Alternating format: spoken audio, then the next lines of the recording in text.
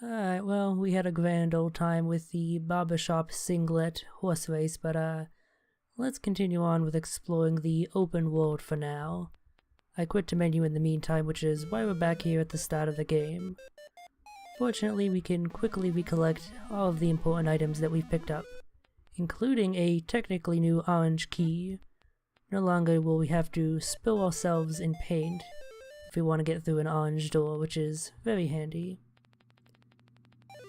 So last time we checked out what was up north. This time, let's see what awaits us in the east. And let's not be so rude to the guardman this time. After all, he's only doing his job. He doesn't deserve death for that. In fact, let's chat him up. Oh, it seems we were too hasty in our judgment last time, as he had an item for us. Thank you, fellow adventurer. So we're going to continue along this path to the east and then ultimately north and see what else we can pick up. Here, for example, normally we would not be able to enter this area unless we were swordless, which would make it considerably more difficult thanks to all the enemies about. But with the bridge, we can enter from this direction and thus come in with our sword a-swingin', which is definitely how I would recommend doing things.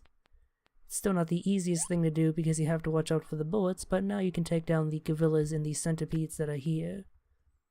Which is also needed for some sort of progress, because there's a door here that can only be opened when we've slain all of the centipedes that are around. So let's get to doing that. Our bridge does not act as an obstacle for the bullets, so don't expect it to do that. Thankfully, these orange structures do. So we're not without some form of protection. Granted, it can be somewhat difficult to get through here without dying, mainly due to these centipedes. They move erratically enough that it's very easy to get hit by them, or the bullets if you're not paying enough attention. And unfortunately, the bridge is returned to you when you warp to the start of the screen, presumably so you can't lose it. But in this case, it ends up actually just being more of a pain in the ass than a help, since we have to constantly replace the bridge every time we screw up. Well, really, I should be saying every time I screw up. I should not be bringing you into my failures, should I? Alright, let's see if we can actually take on the centipede this time. If it moves favorably, it should go well. If it doesn't, then it won't go well. Very deductive reasoning there, eh? Alright, so that's one of these centipedes down, and soon to be two of the gorillas down. If I were to have moved my sword in position quickly enough.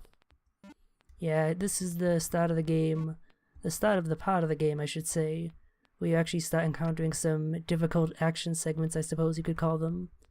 You're required to move your sword deftly if you want to get through. So we have one more centipede to deal with. Let's see if we can't take him out without dying. See what I mean? If they move favorably, it's actually quite easy to get through. So there is one purple gorilla left, but we're actually going to want to avoid taking it out.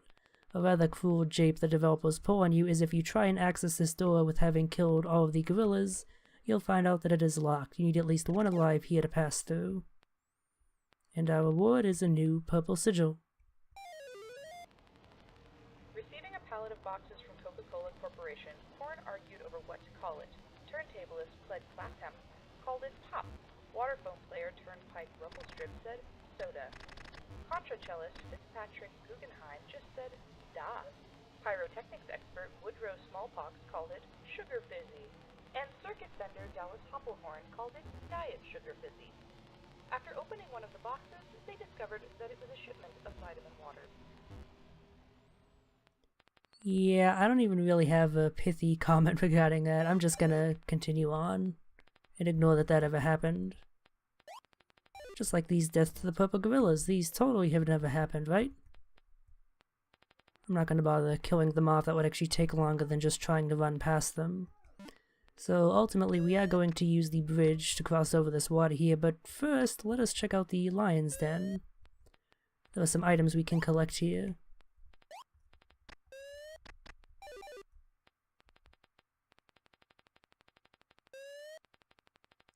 That That music note sigil is clearly guarded by 2 doors, so we should probably head over there first and see what they require of us to do if we want to pass. It also allows us to open up a semi-shortcut here. Alright, it seems we're going to have to exterminate all of the lions that are here if we want to proceed, which is a task made all the more difficult by these lion and gorilla spawners that litter the place. If you don't get rid of them, lions and gorillas will continuously spawn and basically just make a whole lot of trouble for you.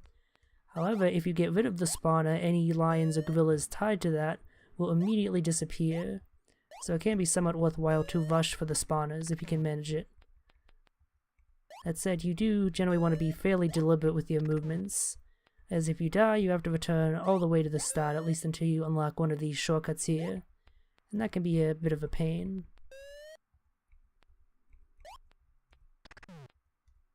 That said, we have made it far enough to unlock one of those shortcuts. There we go.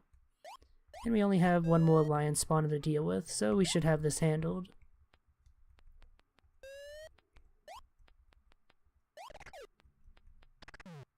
Bingo!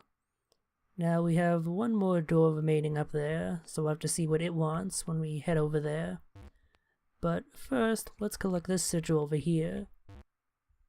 It will only open if all these centipedes nearby are slain, but obviously we can't get to the centipede without opening the door first. And that, like so many other situations, is where the bridge comes in very handy-dandy. If we place it just so, we can easily access that sigil.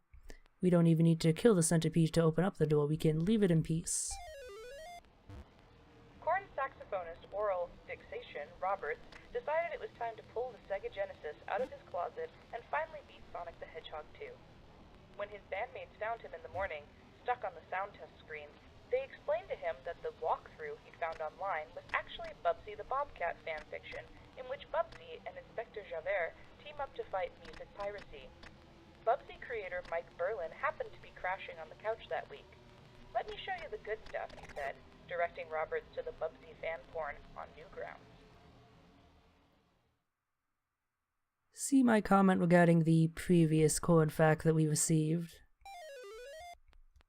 Alright, so let's see what's beyond this body of water here, now that we can finally pass it. Ah, it's the other side of the gem factory. This is actually how we get in here if we do not have the purple key already. Immediately you'll notice that we actually have a collectible to pick up, something more elucidated by the candle. It's another very well hidden glyph. In 2007, Korn lead singer Gary Glitter shared an uncomfortable elevator ride with a fan who kept making pointed eye contact and reciting "ooh ah ah ah ah." Days later, the fan realized that "Down with the Sickness" is not a Korn song, shrugged, and soon forgot about his mistake. Gary never understood the interaction and wonders about it to this day. Again, see the previous comment. As for what I'm currently doing, it's just a little simple bit of puzzle solving. We need to get rid of all of these centipedes, which involves moving a bunch of these things about so we can actually access the centipedes, if we want to open up that door there. You notice that the door is also blocked by a bit of the puzzle solving that we did, and we'll have a solution for that in just a second. For now, let's get rid of this last remaining centipede. Hey, your freedom is right here, you just gotta go through the doorway. Heh. Dumbass centipedes. So now that the door is actually opened, all we have to do is leave the screen, and the centipedes remain dead, but the puzzle solving progress is reset, allowing us to easily access it. Of Korn's single Jungle Bells, Rolling Stone reviewer Sergio Van Lukenstein thought especially highly of the B-side, Falling Water, writing that including an entire house with the album is of great pragmatic as well as artistic value to the listener. Opinions soon turned on Korn come the new fiscal year, when all their fans were hit with severe property taxes. We'll have to return here between the time of 6 and 9 p.m. if we want to check out the gift shop. For now, we'll have to leave it alone. That is indeed smart business. Unfortunately, we can't progress any further here. Not until we acquire the cyan key. We could use the green key to access that room from the start of the house, but we can do that some other time. For now, let's just continue to make a little bit of progress on our journey. We're actually going to want to head back a little bit to the wizard's hut. There's something else there that we can now check out, and that I wanted to save until we had done this other little bit of progress. Mainly because it's a little bit more profound than some of the other stuff we've come across so far. For that, we'll have to solve this simple puzzle again. Thankfully, the solution is very easy. Remember before when we were in cop hell and we were able to easily access that sigil, thanks to the cops jailing us? Well, now we actually have to go through a puzzle to solve it. Had we not taken the opportunity to get it while in cop hell, we'd have been able to get it now. And since we have that handy green key, we can head through this door in the wizard's hut, at last. And that takes us to yet another mind stone.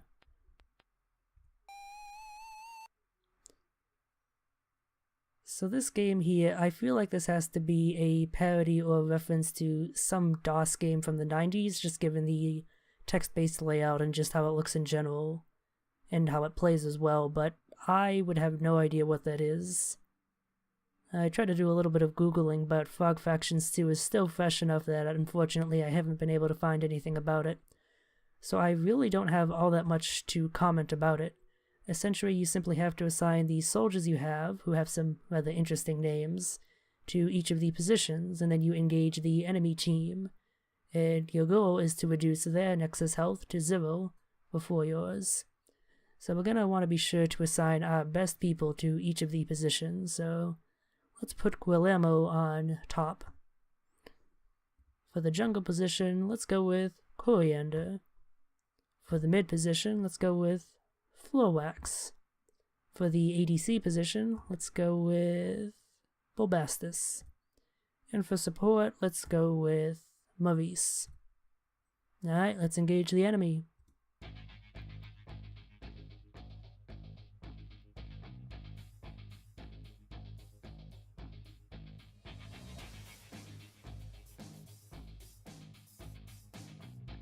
I'll say, if nothing else, this minigame here has some really nice music to listen to. I mentioned it before, but the OST in this game is absolutely fantastic.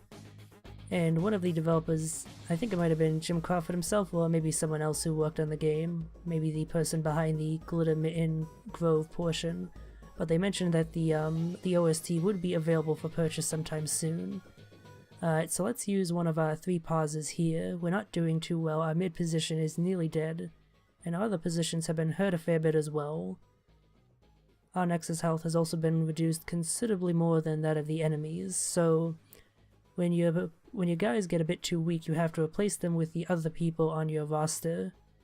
The thing is, when I played this before, I've never been able to figure out how to consistently make an effective team, if that even is possible.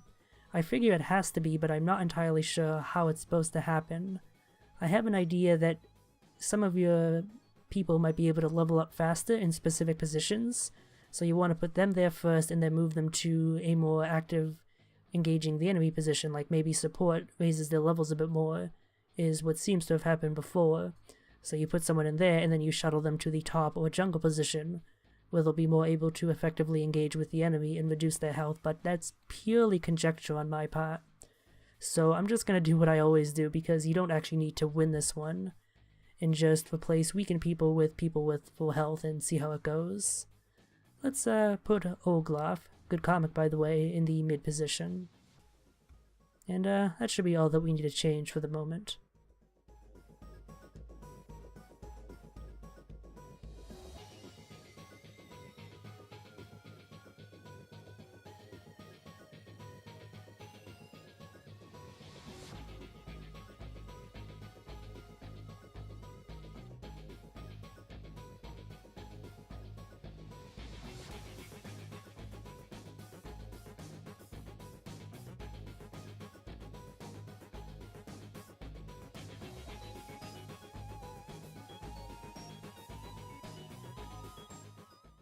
Alright, well, I was gonna say that we seem to be catching up, but that's clearly no longer the case. I'm not sure if victory is even salvageable at this point. We're definitely gonna have to replace our top position, that's for damn sure. Floor Wax seems to have healed up, and since they seem to be a level 2 unit, let's put them in. Maybe they'll be a bit more effective. Let's also switch out our jungle position. Let's go with someone new. Let's go with Qualia. And we should probably put someone new in support as well. Let's go with a newbie for there as well, Corpuscle.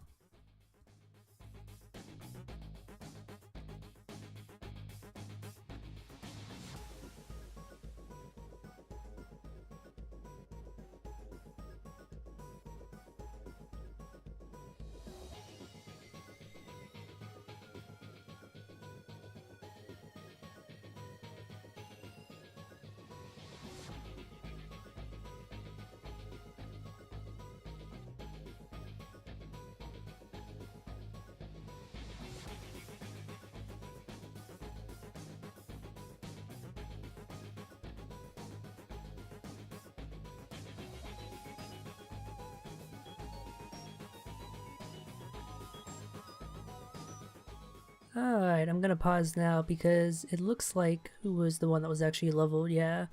Guillermo, Coriander, and Maurice all seem to have healed up to full, so it would probably be a good idea to field them in position, so let's fill the top position with who is my highest level. I guess that would be Coriander. He edges out a bit over Maurice since he has one more bit of energy, which is his health if you haven't realized by now. Let's replace our mid position with Maurice, our ADC position with Guillermo, and Qualia should be good in the jungle. She still has a fair amount of health left.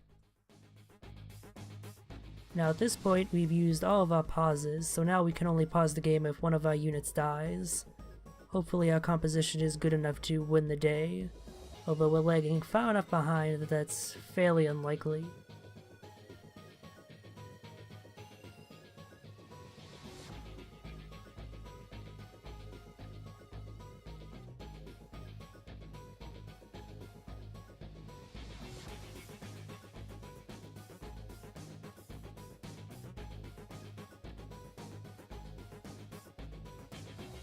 Hey, what do you know? We actually managed to pass the enemy's health. We might actually be able to win this, assuming our units survive for just a little bit longer. Given how I actually seem to be doing successful this time, it seems my theories from before might be correct. Or at least lead me to making the correct unit placements. Oh. Just barely got it, nice. And for that we get a bomb. Which is, probably not the best thing because that has unleashed the horror of bombs upon the world, it seems. Welcome to Bomb Hell. Much like Cop Hell, it is a linear scripted sequence where we have to make our way through while avoiding some sort of obstacle. In this case, high explosives. High yield explosives, rather. Oh dear, we're gonna have to— oh, this is not a good position to be in. But we just barely managed to survive since we were only on the edge of the explosions.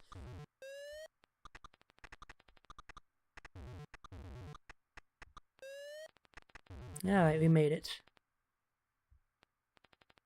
Head past the— oh no, the gift shop. Well, hopefully the clerk in there will be fine. Maybe they're resistant to explosives.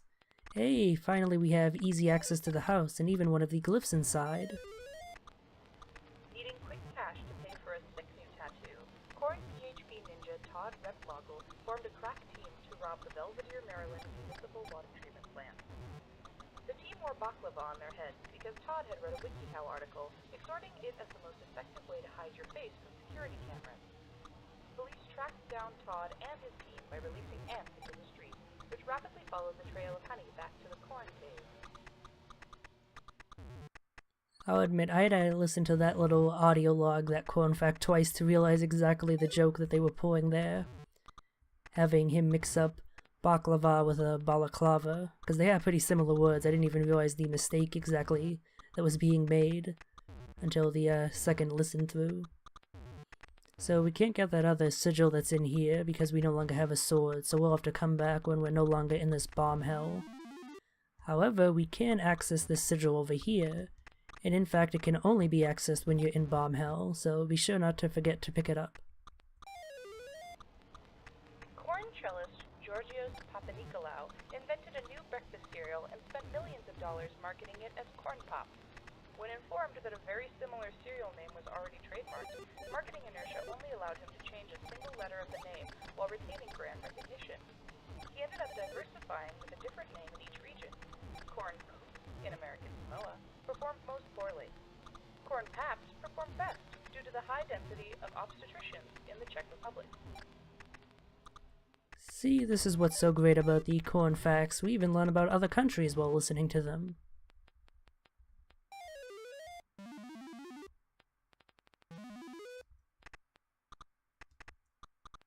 Alright, well, our goal is pretty clear. We have another Mind Stone, now that we're in Bomb Hell at the top here. Of course, now we have another obstacle on this obstacle course here to avoid with the bombs, but thankfully it's not all that difficult. They even help us by destroying some of the bullets. We were just barely on the edge of that explosion that returned us to the start, and then I accidentally hit it through the door. Let's try that again. We were so close to. That's what I get for pausing right before the moment of victory.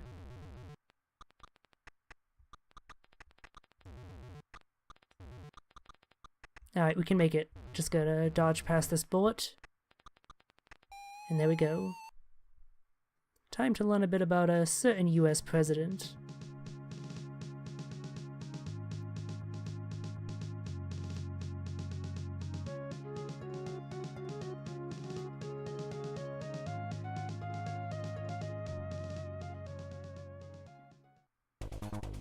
It's an abridged version of Obama's life, a very selective abridged version, specifically regarding the taupe areas that would constantly appear on his face since adolescence.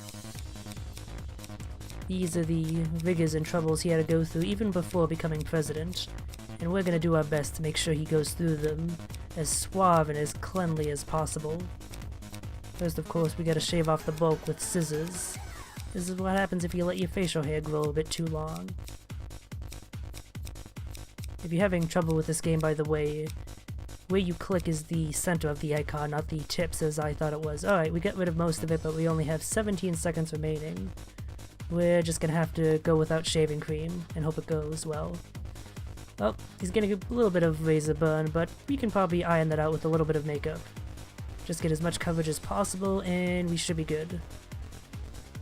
There we go. That's passable, I think.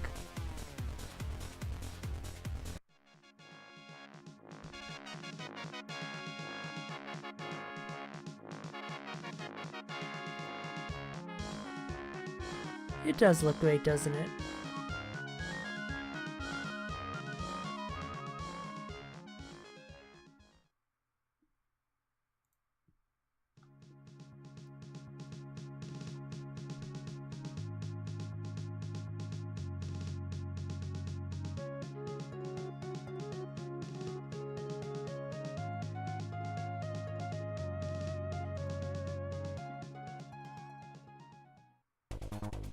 Alright, now with all the experience Obama has gained over the years with shaving his massive facial outgrowth, let's see if we can do better than when he was a teen.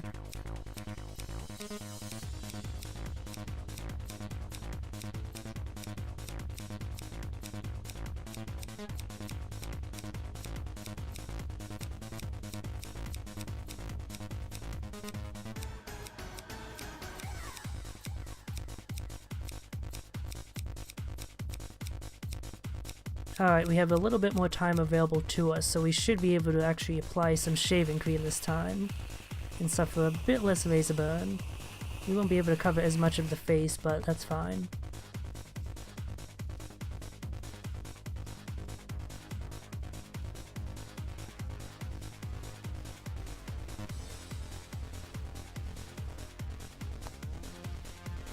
Alright, we didn't get all of the beard and we left some shaving cream behind, but we can just pass that off as a fashion statement, I'm sure. That's the new presidential look.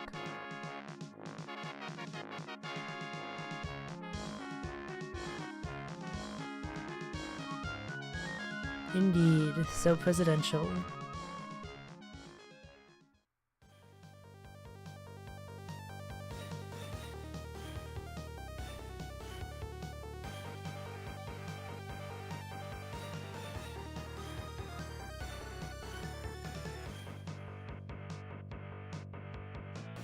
Alright, it's time to put all our experience of the past 50 years of Obama's life to use.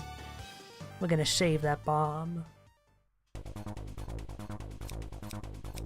We have a limited time, but thankfully its beard is nowhere near as bushy as Obama's, so we should have plenty of time to get this done.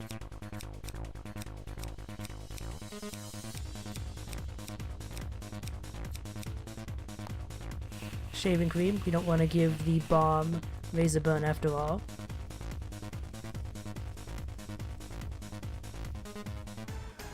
There we go. We probably should clear away some of the shaving cream, but that might short out the bomb, which would be rather rude. I think we did a pretty good job given the limited time.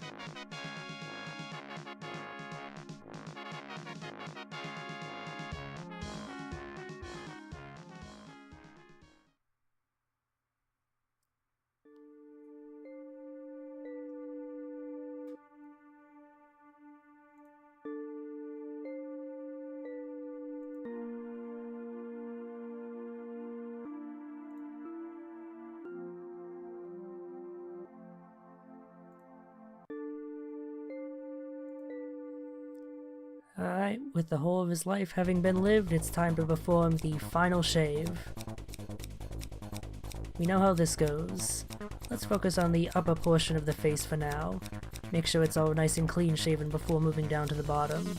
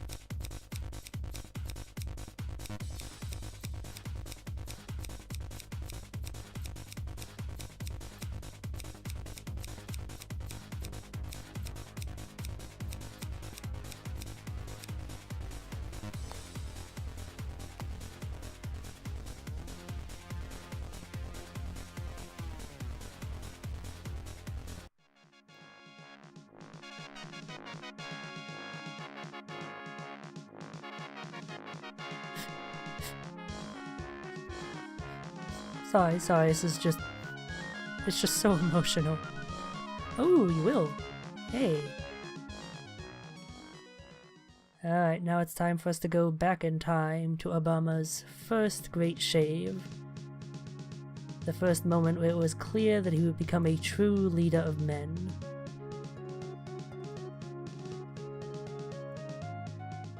Alright, it's time to shave the face of Dad Bomber.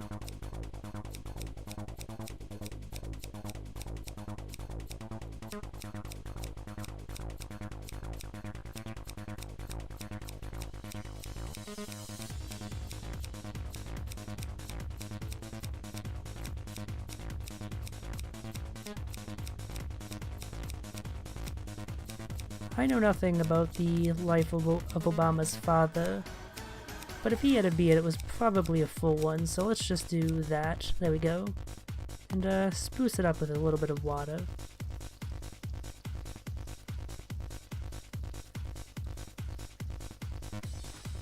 There we go. Looking fancy. And let's just put a little bit of shaving cream on the sides here for texture.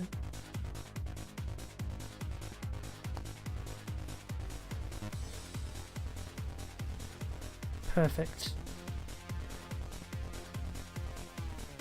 See, he even agrees.